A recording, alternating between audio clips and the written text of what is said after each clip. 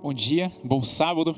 É muito bom estar mais uma vez junto contigo aqui para juntos estudarmos a palavra de Deus e ouvir aquilo que o Espírito Santo tem para dizer para nós através da Bíblia. Então, nesse momento, mais uma vez, eu te convido a deixar tudo aquilo que te preocupa de lado. Sabe, às vezes como ser humano é um pouco difícil a gente deixar a preocupação para lá, a gente deixar as nossas ansiedades para lá. Nós temos a tendência de ficar olhando aquilo que deixamos de fazer na semana passada e aquilo que temos que fazer na semana seguinte.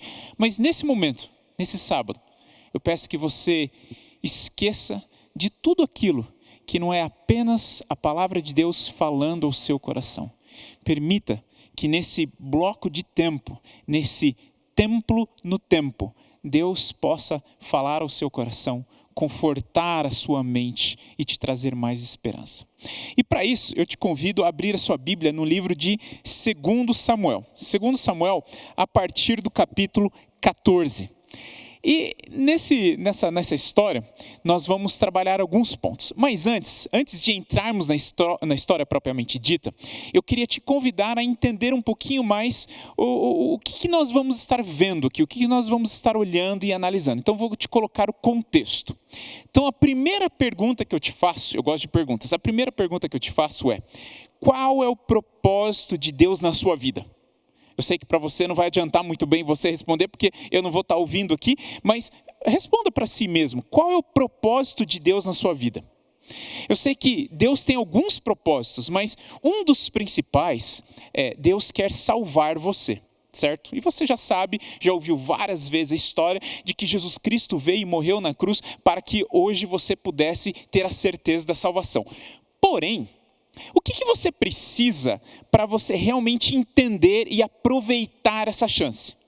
Você precisa entender o caráter do Pai. Você precisa confiar no Pai. Você precisa saber que Deus realmente fez isso para você. Porque não adianta você saber que você tem $1 milhão na conta e não ter a senha da conta ou não saber que você tem isso aí lá.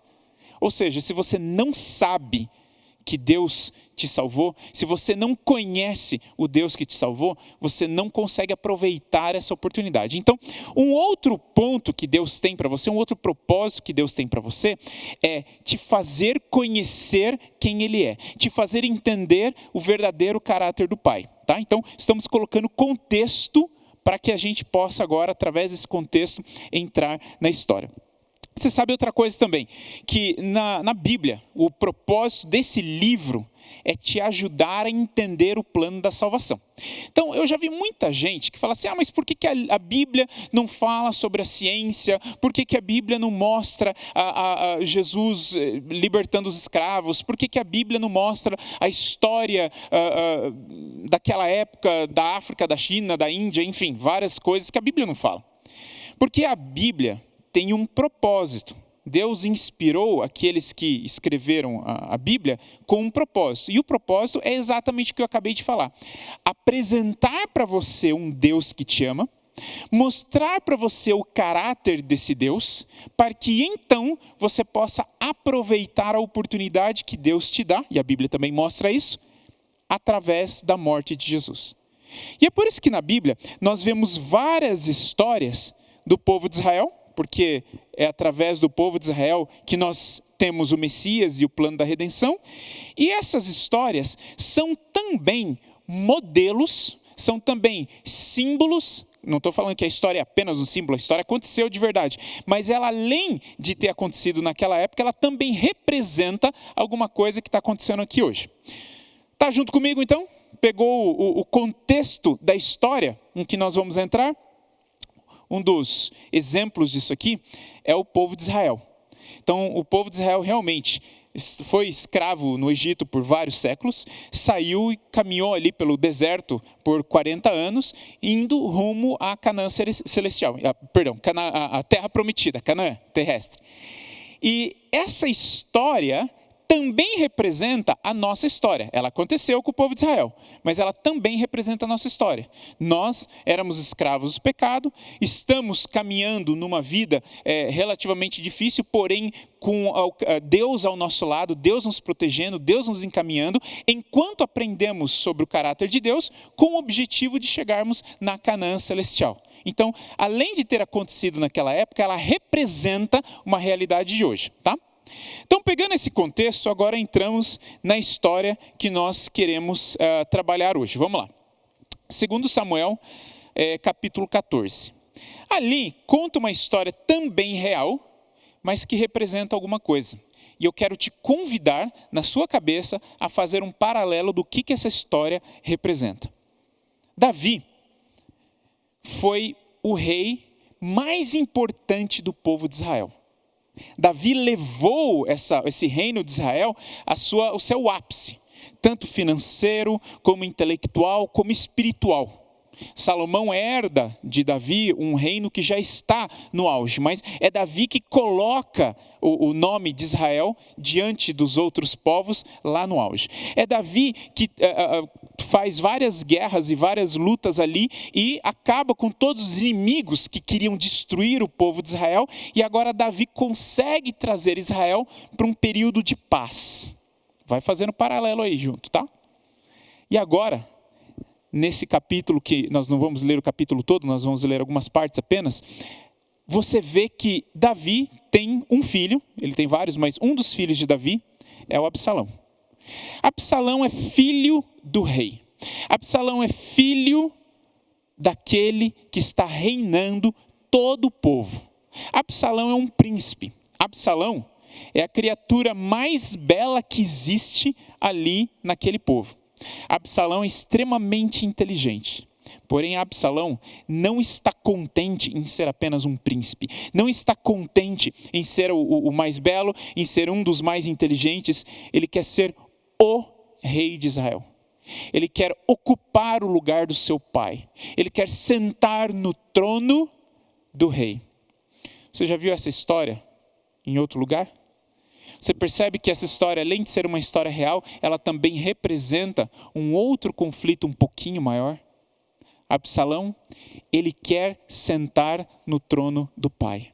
Mas a Bíblia mostra que Absalão, sendo muito inteligente, ele percebe que ele não tem o poder para sentar no trono do pai. Ele não tem o direito de sentar no trono do rei. Ele não tem forças para fazer isso. Então o que ele faz? 2 Samuel 15, a partir do verso 2. Levantando-se Absalão pela manhã, parava na entrada da porta da cidade. E a todo homem que tinha alguma demanda para vir ao rei, a juízo, o chamava Absalão e lhe dizia: de que cidade és tu? E ele respondia: de tal e tal tribo de Israel. Verso 3. Então Absalão lhe dizia: olha, a tua casa é boa e reta, porém você não tem quem te ouça da parte do rei. Verso 4, dizia mais Absalão: ai, quem me dera ser juiz nessa terra, para que viesse a mim todo homem que tivesse demanda ou questão, para que eu fizesse justiça. Amigo, você percebe aquilo que Absalão está fazendo? Você percebe uma conversa parecida com essa lá em Gênesis, quando a serpente chega para Eva, o inimigo chega para Eva e diz: não é verdade que você não pode comer de nenhuma árvore que está aqui no jardim? Não é verdade que é proibido para você ter prazer, experimentar as coisas boas que esse lugar tem para oferecer? Não é verdade que Deus reprime, proíbe você, inibe você de ser feliz? E ela fala: não é bem assim, eu posso comer de todas, mas dessa aqui eu não posso e tal. E aí a conversa continua. Você percebe que Absalão, ele cai a ficha na cabeça dele e ele vê que ele não tem forças para lutar contra Davi, contra o pai, contra o rei. Então ele precisa trazer aliados para si. Ele precisa convencer outras pessoas para estarem junto com ele. Mas pensa aqui comigo, como é que você vai convencer alguém que o seu rei, aquele que tirou você da miséria, aquele que tirou o reino da obscuridade, aquele que colocou Israel no auge do poder político, econômico, espiritual e intelectual da época, como é que você irá contra esse rei que fez tantas coisas boas?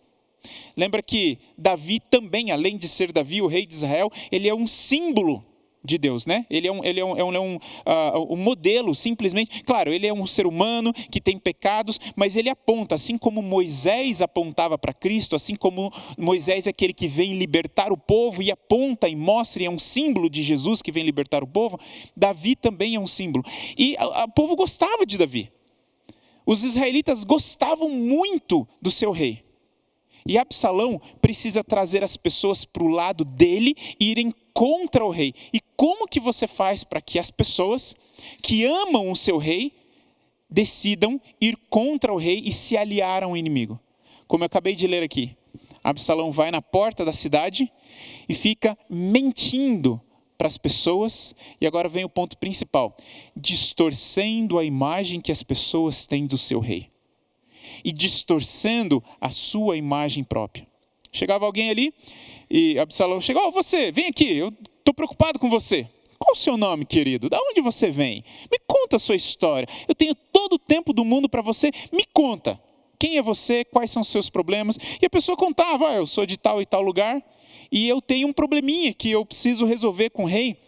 Está demorando um pouquinho, mas não tem problema, eu estou disposto a esperar. Eu sei que o rei tem várias coisas que ele está organizando, fazendo, e eu vou esperar para falar com o rei. E Absalão falava: puxa, você é um cara fantástico, você é um cara super gente boa, você é uma pessoa que está fazendo a coisa certa.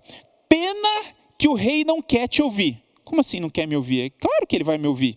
É normal o rei resolver as pendências que existem aqui no rei. Não, o rei não vai te ouvir.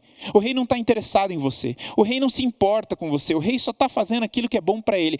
Ai, se eu pudesse sentar no lugar do rei, eu iria te ouvir. Você seria feliz. Os seus problemas, todos os seus problemas se acabariam se eu fosse rei. E assim, Absalão ia conversando com um após o outro, dia após dia. Foi a mesma coisa que o inimigo fez. Eva, Deus proíbe você de ser feliz. Não, ele não proíbe. Ele proíbe sim. E ele ia conversando com Eva, e aos poucos ela foi acreditando naquilo que o diabo tinha para falar. E quando o povo ouve Absalão e gasta tempo ouvindo Absalão, começam a acreditar naquilo que Absalão estava falando. E a imagem que eles tinham do rei Davi é distorcida. Quando Eva começa a conversar com o diabo e gasta tempo ouvindo o que o diabo tem para falar, ela começa a ter uma distorção da imagem que eles tinham de Deus, porque eles estão acreditando naquilo que o diabo está pintando sobre Deus. Você está entendendo onde eu quero chegar? O caráter de Deus foi danificado, foi distorcido. E agora toda a humanidade passa a olhar para Deus de forma que é uma mentira. Uma das provas disso, eu já falei isso aqui em outros momentos, mas uma das provas disso é que logo depois que eles comem da fruta, do bem e do mal, Adão e Eva sabem que Deus está chegando, ouvem os passos de Deus chegando ali no jardim, como ele sempre fazia todos os dias, para fazer uma caminhada com seus filhos, para conversar, para ensinar, para bater papo, para se relacionar com eles. Deus fazia isso todos os dias, no virar do dia. E naquele dia, depois de eles terem comido da fruta, eles se escondem. Eles se escondem porque eles têm medo de Deus. Por que você teria medo de alguma coisa? Por que uma pessoa, ela tem, normalmente, ela tem medo de cachorro, por exemplo? Talvez porque no passado ela foi mordida por um cachorro, talvez porque quando ela era criança um cachorro latiu alto para ela, ou talvez porque ela viu cachorros fazendo coisas, machucando pessoas. Então ela tem uma consciência de que talvez o cachorro possa machucar ela também. O medo vem de uma certeza de que algo pode te machucar. Mas eu te faço uma pergunta, pensa aqui comigo. Quando foi que Deus havia machucado Adão e Eva? Quando foi que Deus disse que machucaria Adão e Eva? Você não vê isso na Bíblia. Deus nunca havia machucado Adão e Eva. E mesmo diante da árvore do bem e do mal, Deus não fala, eu vou matar vocês. Ele fala assim, amigos, a consequência de vocês comerem desse fruto, a consequência de vocês se afastarem de mim, que sou a fonte de vida, vai ser a morte. Não é que Deus estava falando assim, eu vou vir castigar, acabar com a vida de vocês. Não. Nunca Deus havia dado indícios de que eles precisariam ter medo de Deus. Da onde veio esse medo? De ter conversado com o inimigo de Deus, de ter acreditado nas mentiras que o inimigo de Deus contou para eles, e agora a imagem que eles têm de Deus está distorcida, e eles olham a Deus e têm medo de algo que Deus não é. Eles têm medo de um Deus que nunca faria mal para eles. Você conhece a história? Deus vem e ele começa simplesmente a conversar com Adão e Eva e organizar um plano para tirá-los dessa situação. Mais tarde, quando Caim escolhe tomar todas as decisões que ele pode para se afastar de Deus, todo momento na história de Caim, Gênesis capítulo 4, Deus vem conversar com Caim para tentar tirar Caim dessa situação, para tentar tirar Caim provavelmente de uma morte, de um problema maior, e Deus está o tempo inteiro chamando Caim. Caim, onde está o seu irmão? Caim, se você proceder de uma forma diferente, a sua vida vai ser diferente. Caim, se você continuar aqui, depois de ter feito o que você fez, vai trazer problemas, então você vai ter que sair daqui. Deus não estava amaldiçoando Caim. Deus estava dizendo, Caim, por causa daquilo que você fez, você será maldito, ou seja, pessoas vão falar mal de você, pessoas que vivem aqui vão vir atrás de você. Então, a consequência dos seus atos é que agora você terá que fugir daqui e viver errante aí pela terra. Não foi uma maldição, um castigo, uma punição de Deus sobre Caim, foi uma consequência das decisões que Caim estava fazendo. E Deus o tempo inteiro está indo atrás de Caim para tentar resgatar Caim.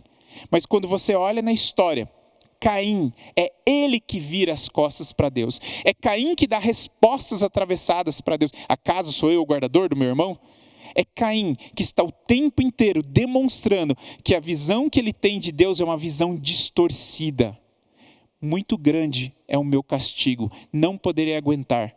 Caim tem uma visão errada daquilo que Deus está tentando fazer por ele, ajudá-lo, resolver os seus problemas, estender a mão, tirar ele do problema e ajudar ele a navegar as consequências dos seus erros da melhor forma possível. Caim não enxerga isso.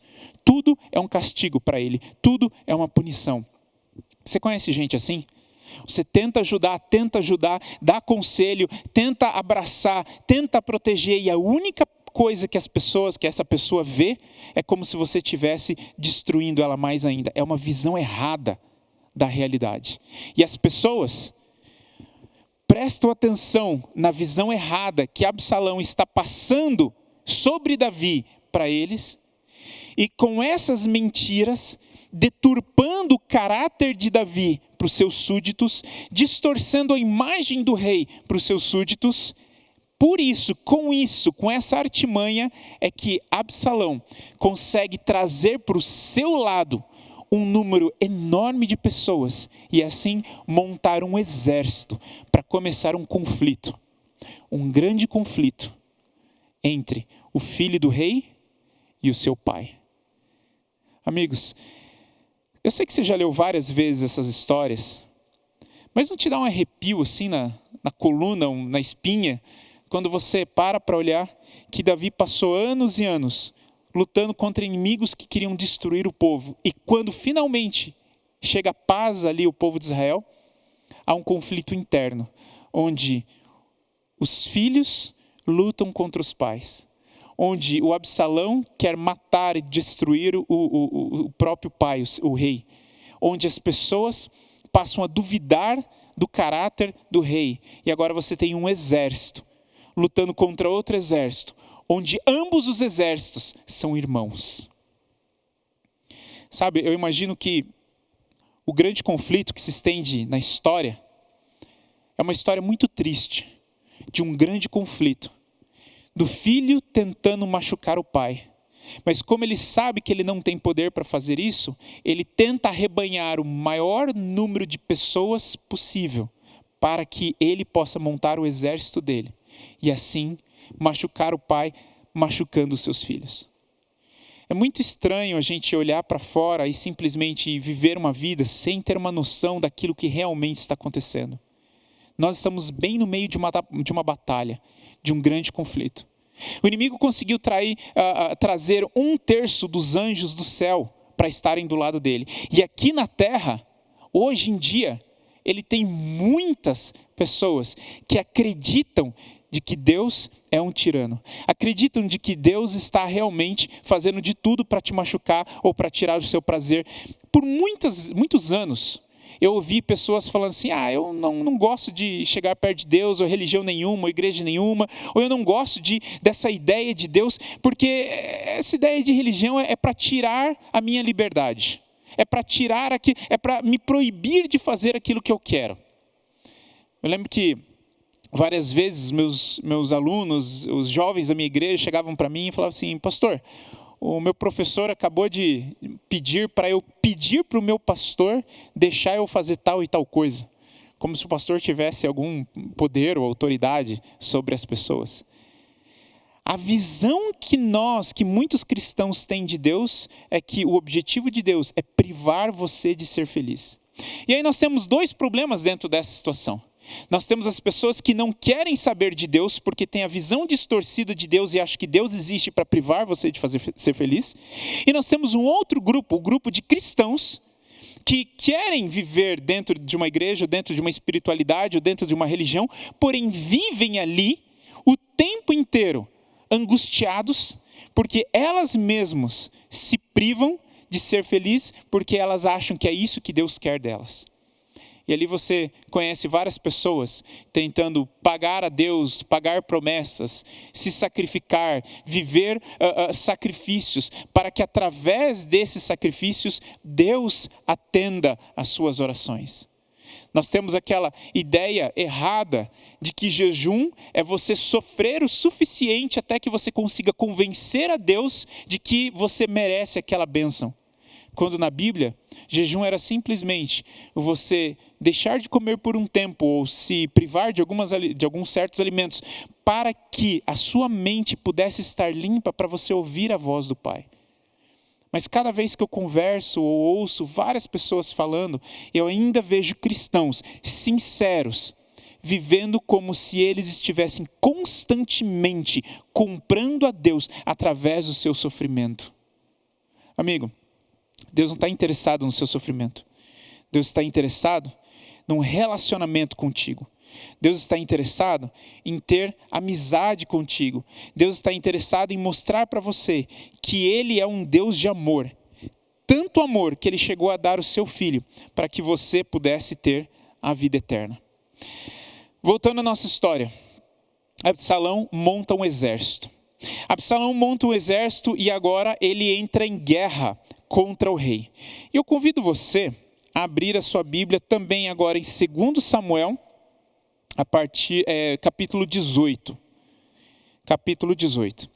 E o que acontece, agora eu quero trazer um outro símbolo aqui para nós. O que acontece quando os filhos do rei se rebelam contra ele? O que acontece quando nós tomamos decisões em nossas vidas que são decisões de rebeldia? Quando nós viramos as costas para Deus? Quando nós vivemos vidas que são exatamente o contrário daquilo que Deus escolheu para nós? O que acontece quando nós nos colocamos em ampla rebeldia contra o Pai? Vamos ver o que a Bíblia fala.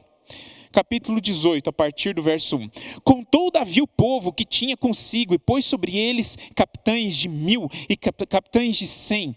Davi enviou o povo, 1/3 sob o comando de Joabe, outro terço sob o comando de Abissai, filho de Zeruia, irmão de Joabe, e o outro terço sobre o comando de Itai, o geteu. Ou seja, Davi se prepara para a guerra. Davi fala assim, se é para ter guerra, vamos sair para a guerra. Se Absalão está montando uma guerra, tentando trazer as pessoas contra mim, então eu vou entrar na guerra. E você vê que é exatamente aquilo que Deus faz também através do livro de Apocalipse. Houve guerra no céu. Existe um grande conflito na terra. e Miguel está no meio dessa guerra.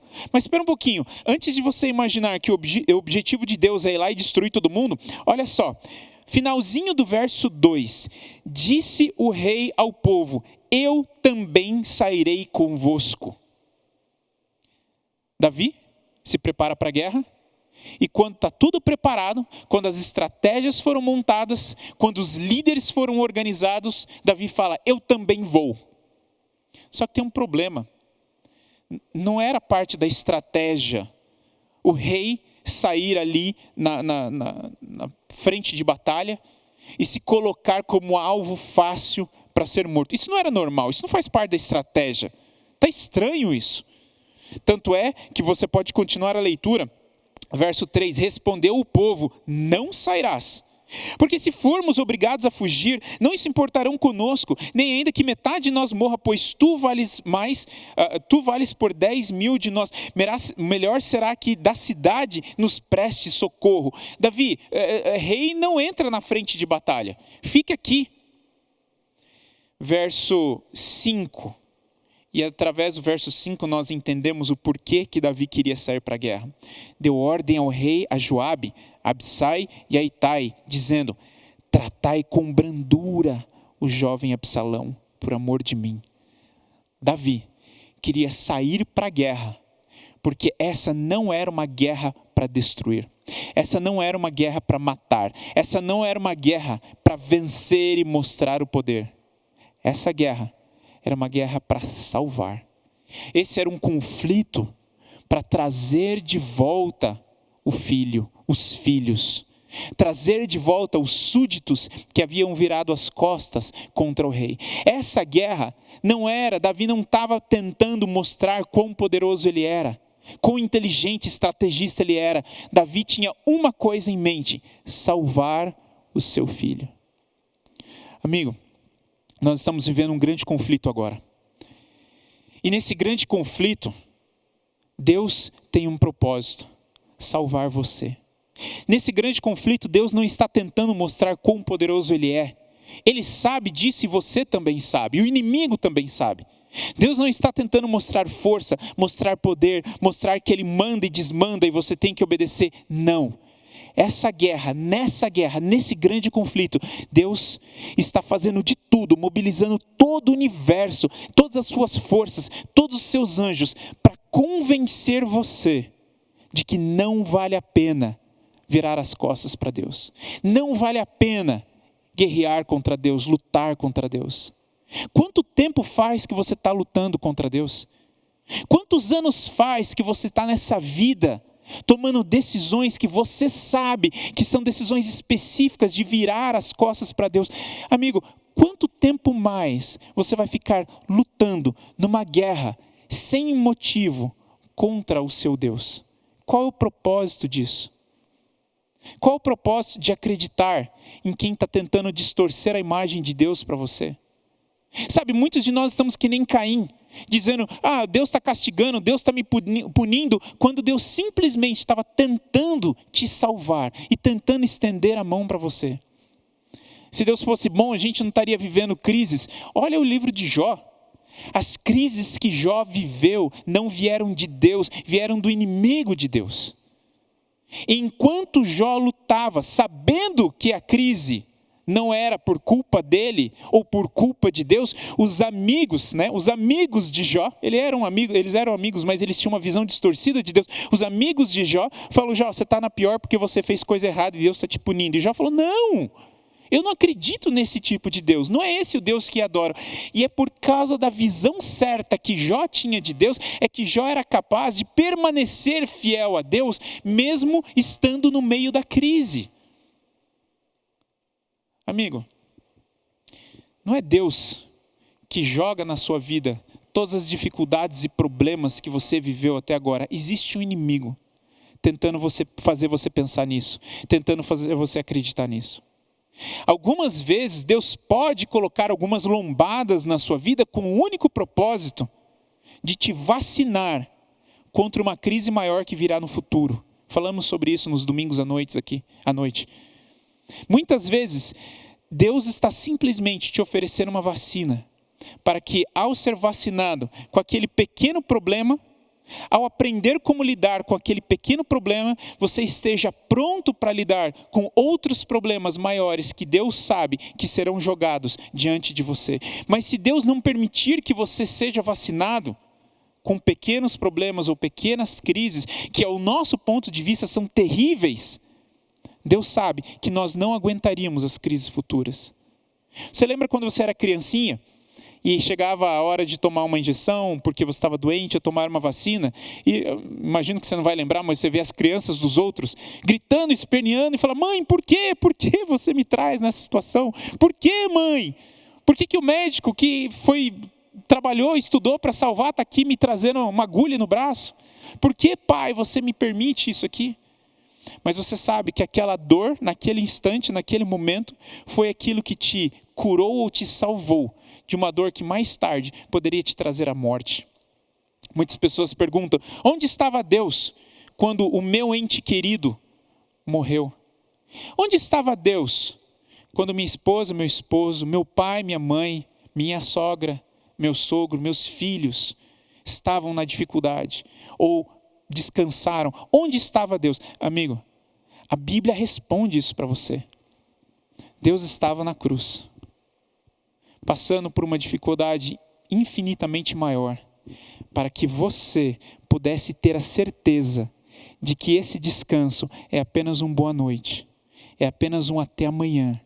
E logo, logo, Jesus voltará para te colocar novamente nos braços do seu filho, do seu pai, da sua mãe, do seu esposo, da sua sogra.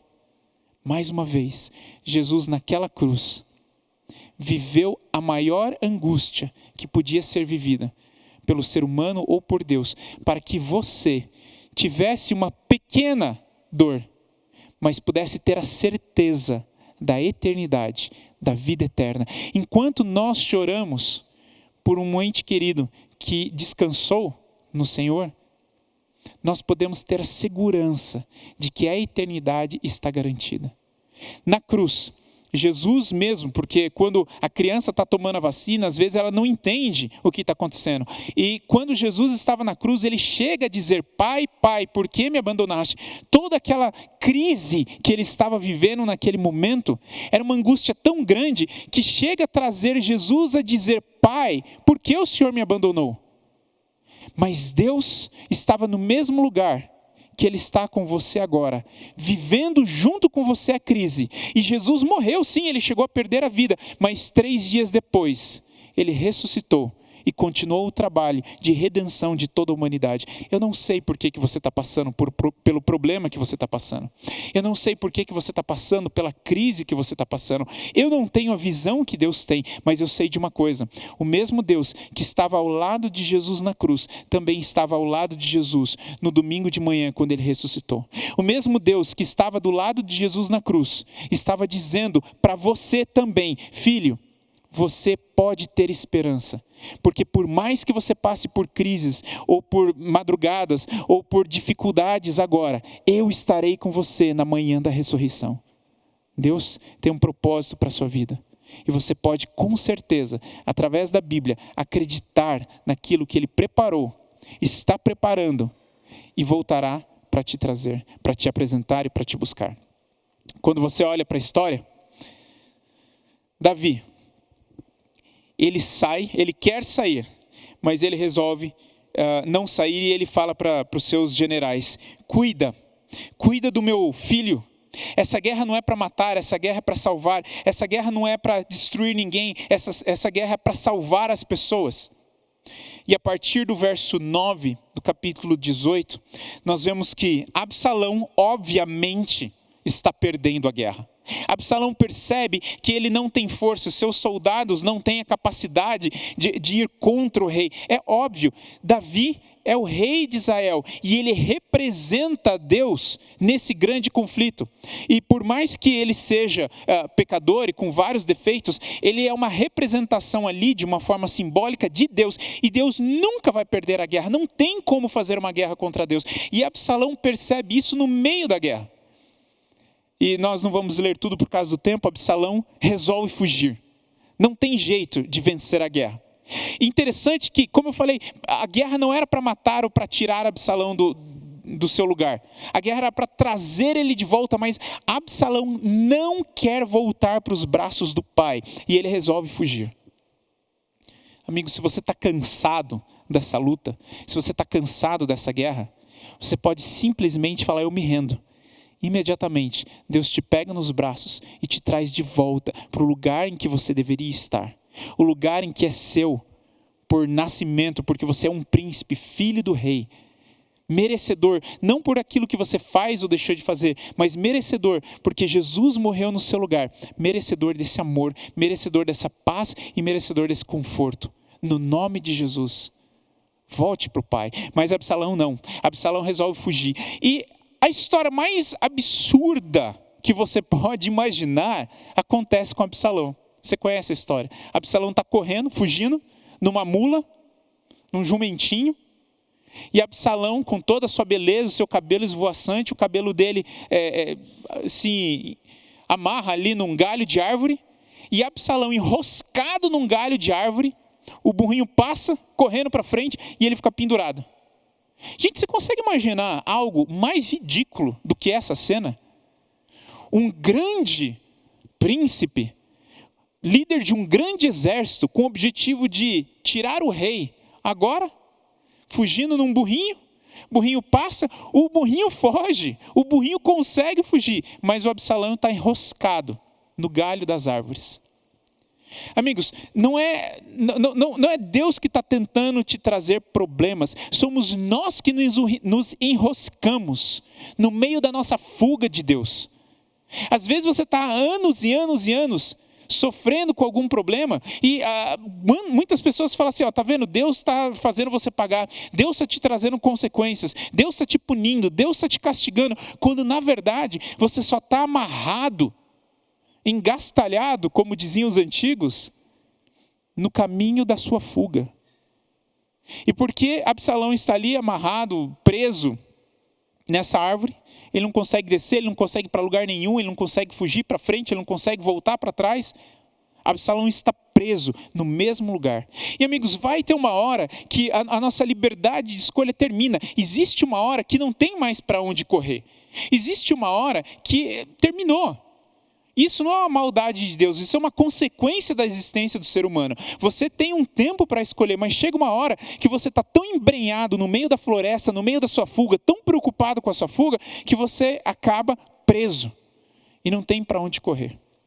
Nós sabemos a história, é ali que Absalão perde a sua vida, é ali que Absalão é morto. E agora, entramos no último ponto do nosso sermão dessa manhã. Eu quero que você acompanhe comigo mais uma coisa doida que acontece nessa história, que também tem uma representação muito grande. 2 Samuel, capítulo 18, a partir do verso 19. Acompanhe comigo. Então, lembra que Absalão está morto aqui, tá? Então disse Aimaas, filho de Zadok: deixa-me correr e dar a notícia ao rei de que já o Senhor o vingou do poder dos seus inimigos. Aimaas era um corredor profissional. Aimaas era o correio da época. Aimaas era aquele que chegava e falava o seguinte: olha, é o seguinte, tem alguma coisa para falar para o rei? Tem, precisa falar isso, isso, aquilo, mas tem que ser agora. O rei tem que receber essa mensagem imediatamente. Não tinha pombo correio ali, talvez não tinha um cavalo, enfim. Aimaas era um corredor profissional. O trabalho dele era sair correndo e trazer a notícia ao rei. Então Aimaas chega e diz: deixa eu levar a notícia ao rei. Verso 20, mas Joabe lhe disse: tu não serás hoje o portador de novas, porém outro dia o serás, hoje não, porque é morto o filho do rei. Aimaas, hoje não vai ser você que vai levar essa informação, tá? Verso 21, disse Joabe ao etíope, ou seja, era um cara, um corredor, mas ele não era tão profissional assim, porque não tem nem nome dele aqui na Bíblia, ninguém conhecia, não ia adiantar pôr o nome dele. Vai tu e diz ao rei o que viste. Inclinou-se a Joabe e correu. Verso 22. Prosseguiu Aimaas. O Aimaas voltou e insistiu. Disse a Joabe: seja o que for, deixa-me também correr após o etíope. Ô Joabe, eu sei que não é para eu levar, mas eu quero levar. Não, hoje não, Aimaas, hoje não vai dar. Não, mas eu quero levar. Aimaas, a informação não é boa, Aimaas. Você é um cara famoso, quando o rei vê você chegando, ele vai pensar que é uma notícia boa. Não, hoje você não vai correr. Disse Joabe: para que agora correrias tu, meu filho, pois não terás recompensa das novas? Ou seja, eu já mandei o etíope e não vou nem te pagar para você fazer essa corrida. Verso 23, seja o que for, tornou Aimaas, correrei. Joabe, não tem problema que eu não vou ser pago, não tem problema que o etíope já foi, eu vou correr, eu vou levar mesmo assim. Então, disse Joabe, então vai, corre. Aimaas correu pelo caminho da planície e passou o etíope. Aimaas ultrapassou o etíope, porque era um corredor profissional, porque ele queria muito chegar e trazer a notícia ao rei. Eu quero ler esses trechos aqui e eu quero que você tente imaginar essa história. Davi estava sentado entre as duas portas da entrada, subiu a sentinela ao terraço da porta, sobre o muro, e levantando os olhos, viu que um homem chegava correndo sozinho. Esse era o Aimaas. Gritou, pois, a sentinela e disse ao rei. O rei respondeu, se vem só, traz boas notícias. Ô rei, tá vindo um cara sozinho aí correndo, ó. É um correio.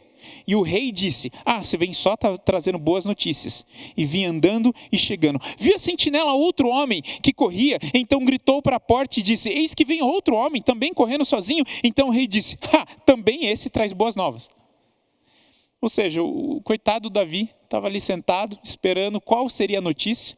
Ele viu um homem correndo e falou, tem um homem correndo, é boa notícia. Quem disse que era? Aí ele falou, não, tem outro homem correndo atrás. São dois, então é boa notícia. Você já percebeu que às vezes a gente nem para escutar o que os outros estão falando e a gente já assume as coisas?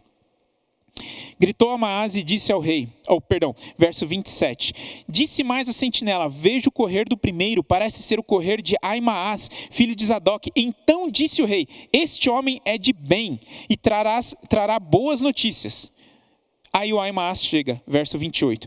Gritou Aimaas e disse ao rei, paz. Inclinou-se ao rei com o rosto em terra e disse, bendito seja o Senhor teu Deus, que entregou os homens que levaram a mão contra o rei, meu senhor. Verso 29. Então perguntou ao rei, tá bom, vai bem o jovem Absalão? Aimaas corre todo esse caminho, passa o etíope, está de língua de fora, correu sem ser pago, correu contra a vontade de Joabe, e ele chega perto do rei Davi e falou, bendito seja o rei, salve, salve, ó grande rei, o senhor merece todo mundo aqui ajoelhado perante o senhor, né? toda aquela coisa, né? Salve, salve, e o rei fala assim, tá bom, e o Absalão? Eu não estou interessado em toda essa falação que você tem para me bajular. Eu não estou interessado em todos os atos externos que você tem para falar para mim. Eu estou interessado em uma coisa, a vida do meu filho. Às vezes, amigos, nós cristãos, nós estamos criando várias coisas externas. Nós estamos criando e cumprindo todas as regras certinhas. E nós fazemos todas as coisas que aparentemente estão certinhas e bonitinhas. E Deus está dizendo, amigo, eu estou mais interessado no seu coração. Eu estou mais interessado na sua salvação. Eu não estou interessado em bajulação nenhuma. Tudo aquilo que você faz tem que ter um propósito. E o propósito é chegar mais perto de mim e trazer as outras pessoas para mais perto de mim.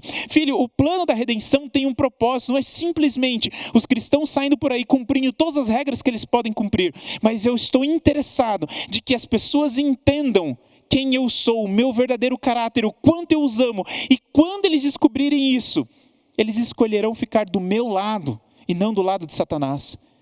Amigos, eu estou cansado, Deus falando para Aimaas, Davi falando para Aimaas, eu estou cansado de tantos estereótipos. Eu estou interessado na vida dos meus filhos. Interessante que quando Aimaas ouve tudo isso, quando Aimaas percebe tudo isso, Davi pergunta, né? Onde está o meu filho? Vai bem o meu filho? E o Aimaas responde, verso 29. Vi um grande alvoroço, quando Joabe me mandou o teu servo, ó rei, porém, não sei. Quê? Mas como que está o Absalão? Você é um corredor profissional, o seu objetivo foi me trazer a notícia, o seu objetivo foi me contar o que está acontecendo. Como que está o Absalão? Olha, rei, na verdade tinha uma muvuca, tinha um problema, todo mundo estava falando, tinha toda uma questão ali, mas não sei. Você já parou para imaginar essa história toda?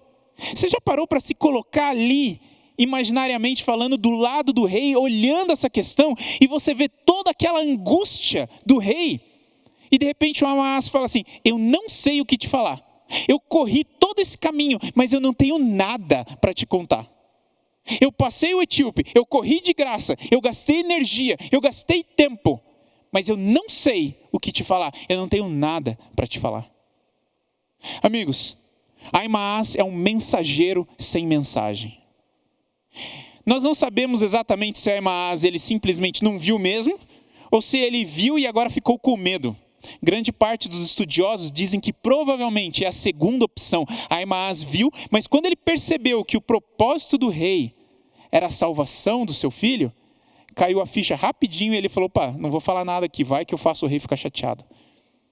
Você já percebeu que nessa vida nós estamos vivendo um grande conflito? E você e eu somos mensageiros, e a pergunta que eu faço é: nós temos uma mensagem? Nós estamos correndo a vida inteira de um lado para o outro, nos chamando de cristãos. E a pergunta é: qual é a mensagem que você está levando para as pessoas que estão do seu lado? Qual é a mensagem que você está levando para as pessoas que te perguntam? Talvez nós somos mensageiros sem mensagem porque nós não sabemos a mensagem, porque nós não vemos aquilo que Deus está nos mostrando, porque nós não olhamos e enxergamos o grande conflito, enxergamos que na realidade nós estamos aqui com um propósito, porque talvez nós estamos gastando a maior parte da nossa semana, do nosso dia, as horas da nossa vida, simplesmente tentando colocar comida em cima da mesa, simplesmente tentando sobreviver mais um dia, simplesmente tentando conseguir aquele carro, aquela casa, aquele emprego. Não tem nada de errado com conseguir tudo isso. Mas a diferença é o seguinte: nós temos uma missão que é maior do que todas as essas. Precisamos do carro, da casa, do emprego, precisamos do diploma, precisamos sim de tudo isso. Mas nós temos um objetivo acima desses pontos, que é levar a mensagem de que Jesus Cristo morreu no seu lugar e no meu. Jesus Cristo veio para essa terra viver para demonstrar o caráter de Deus, para que você possa falar: eu confio nesse Deus, eu acredito nesse Deus. Eu sei que não foi Ele que jogou a crise em cima de mim.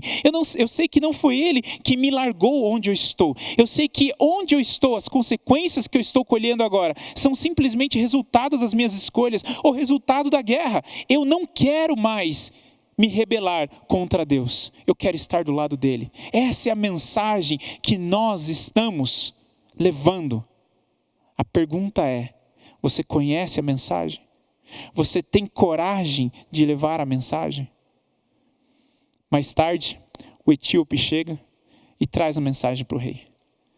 E o rei termina o capítulo 18, o verso 33, dizendo o seguinte: então o rei, profundamente comovido, subiu à sala que estava por cima da porta e chorou, e andando dizia: meu filho Absalão, meu filho Absalão, quem me dera que eu morrera por ti, Absalão, meu filho, meu filho.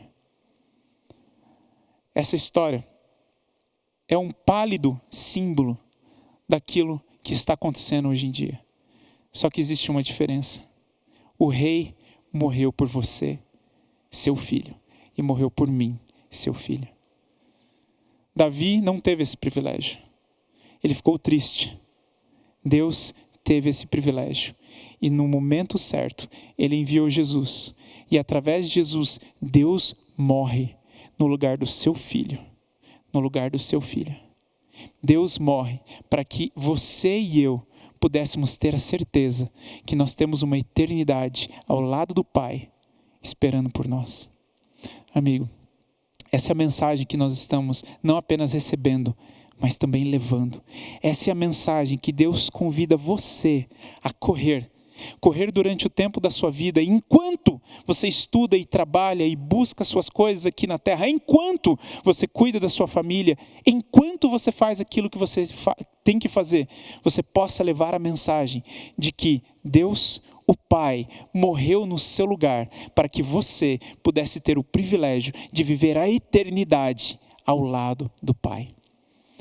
Amigo, que Deus te abençoe. Que a cada dia Ele possa levantar novamente a sua face sobre você, como Ele tem feito, desde o primeiro dia do seu nascimento e até antes. E trazer a você a sabedoria e a certeza de quem Deus é.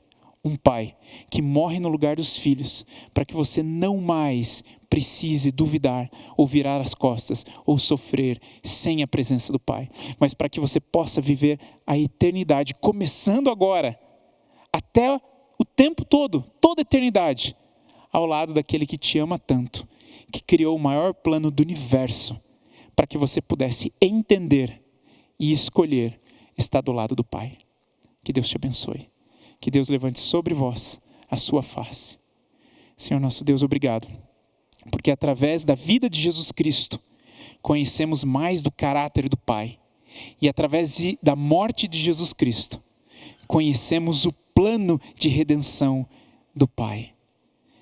Que hoje nós possamos dizer sim e possamos parar de correr, parar de fugir, enquanto os galhos dessa vida, a floresta dessa vida ainda não nos bloquearam.